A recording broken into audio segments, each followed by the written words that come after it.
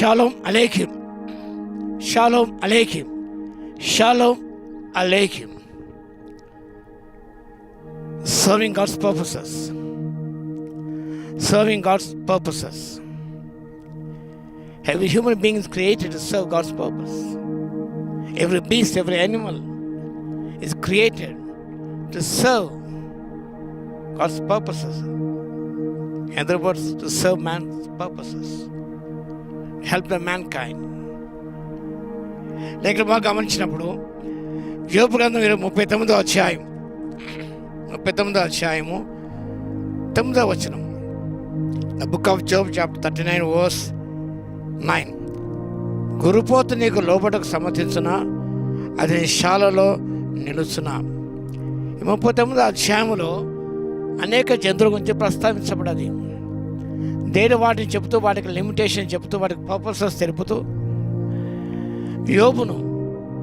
యోబుకి ఇంకా దీనత్వాన్ని నేర్పించడానికి దేవుడు ఆశించాడు. God wants to teach humility to Job. Humility నిజంగా ఆ దినములలో ఇట్ వాజ్ ఇగ్నోబుల్ క్యారెక్టర్. కానీ నూతన కాలంలో ప్రభు వచ్చిన తర్వాత ఇట్ బికేమ్ నోబుల్ క్యారెక్టర్. దేవుని నిజంగా ఆనాడు సమస్త జంతువులను చేశాడు. ఆయన నోటి మాటతో చేశాడు. వాటి కూడా పర్పసెస్. అవి వాడి పనులను, మానవాడికి కావాల్సిన మేలును చేకూరుస్తూనే ఉన్నాయి.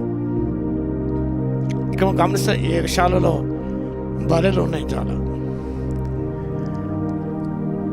They serve the purposes.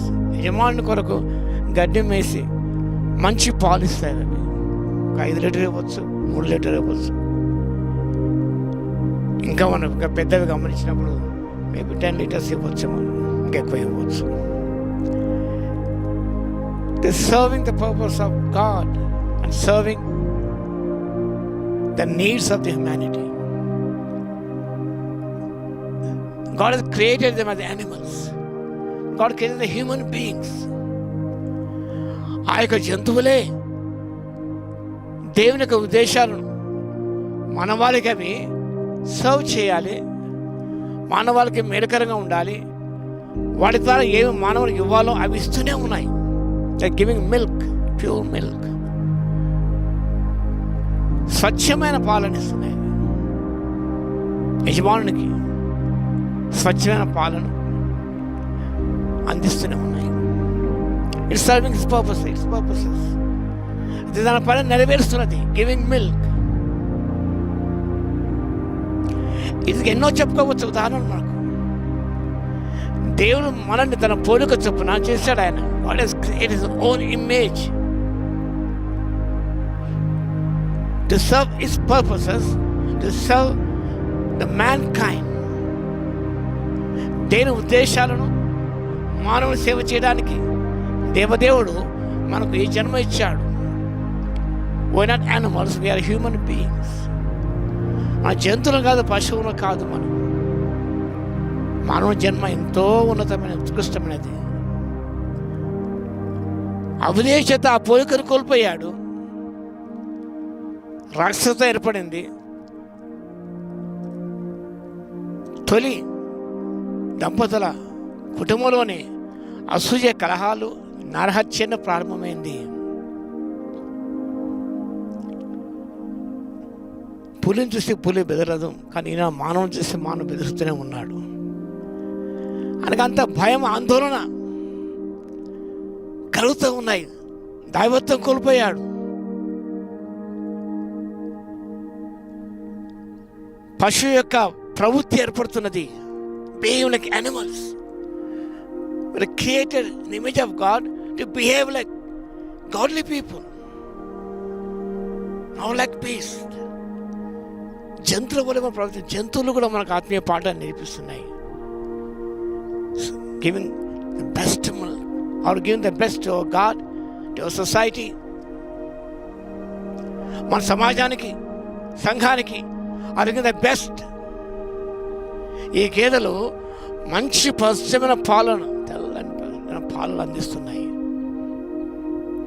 ఏమైనా దాచుకో. ఇప్పుడు మిల్క్ సక్ చేయడానికి కూడా మిషన్స్ వచ్చి అప్పుడు చేత్తో విన్న కొంతమంది కూడా చేత్తో పెడతారు. కంప్లీట్గా మార్నింగ్ అండ్ ఈవినింగ్ అది మిల్క్ ఇస్తూనే ఉంది. మన దేవునికి ఏమి ఇవ్వగలుగుతున్నాం? సమాజానికి, సంఘానికి ఏమి ఇవ్వగలుగుతున్నాం? ఏం చేయగలుగుతున్నాం? ఇలాంటి అందిస్తున్నాం. ఆ పాలు తాగే విషయాన్ని వెలగలుగుతున్నాం. మనం గడ్డి తిని స్వచ్ఛ పాలను ఇస్తే ఆ పాలు తాగిన మనము విషయాన్ని మనం అందిస్తున్నామేమో. విషపూరితమైన, దేశపూరితమైన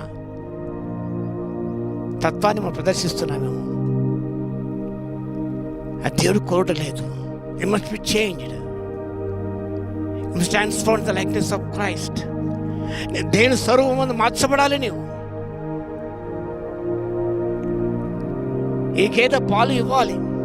నువ్వు ఏది ఇవ్వాలి సమాజానికి అది ఇవ్వగలగాలి. నువ్వు ఇవ్వలేదు దేవుడు కోరలేదు, కానీ నువ్వు ఏది ఇవ్వగలవో దాన్ని ఇవ్వాలి. నీ స్వభావానికి విరుద్ధంగా ఏది చేయకూడదు. ఈ గీత స్వభావానికి విరుద్ధంగా ఏం చేయదండి. మిల్క్ అంటే మిల్క్ వేస్తుంది. కానీ మనమైతే మన స్వభావానికి విరుద్ధంగా ఏమో ఇస్తున్నాం. మనం నష్టాన్ని చేకూర్చేవిస్తున్నాం. అలా కాదు. మనం దేని పూలకు చేయబడిన మనము రూపాంతరం చెంది reflect the very nature of God, very mind of God, to serve the community, the society with the heart of Jesus, the mind of Jesus. దేవుని హృదయంతో, దేవుని మనసుతో మనం సమాజానికి, సంఘానికి, తోటి సహోదరులకు మనం మేలు చేయవాలని ఉన్నాం. కీడు చేసేవారం కాదు.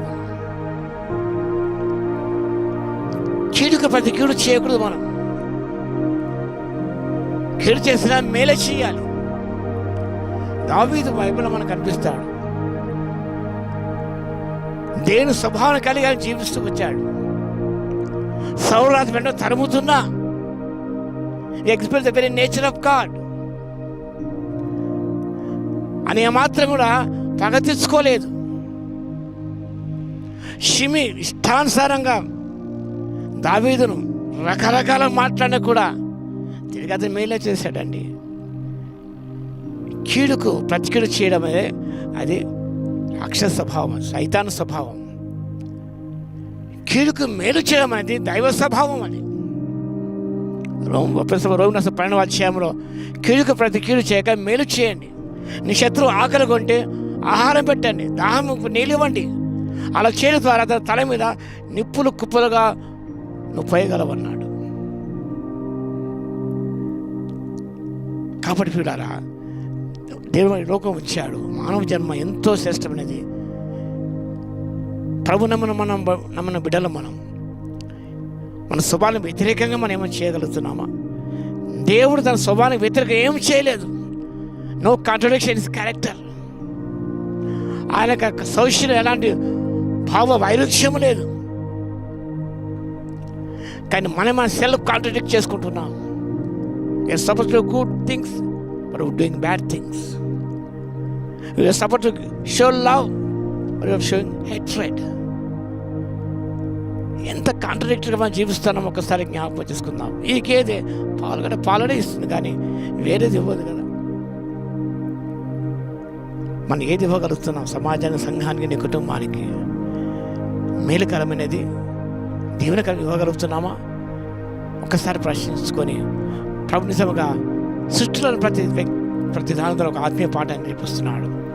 ఈ పశువుల ద్వారా మనకు ఆత్మీయ పాఠాన్ని నేర్పిస్తున్నాడు. Let us learn lessons from the creation and do our best to society that we fulfill the purpose of God on this earth.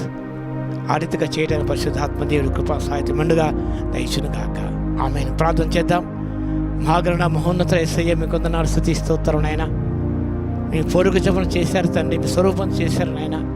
అవిధి చేత మీ స్వరూపాన్ని కోల్పోయి, స్వభావాన్ని కోల్పోయి, లక్ష్యం కోల్పోయి తండ్రి.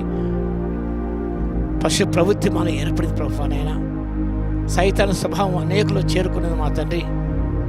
అలా కాకుండా ప్రభునైనా ఎందుచేత మేము మీ స్వరూపం చేపడ్డామో, ఏ ఉద్దేశంతో మేము పూర్వకం చేయబడ్డామో దేనికో లోకం పంపబడ్డాము తండ్రి. మీరు ఏమి లోకానికి ఇవ్వాలో, సమాజానికి ఇవ్వాలో, మా తోటి ఇవ్వాలో అది ఇచ్చే కృపను మాకు ఇవ్వగలందుకు మీకే స్తుతి స్తోత్రాలు చెల్లిస్తున్నాం.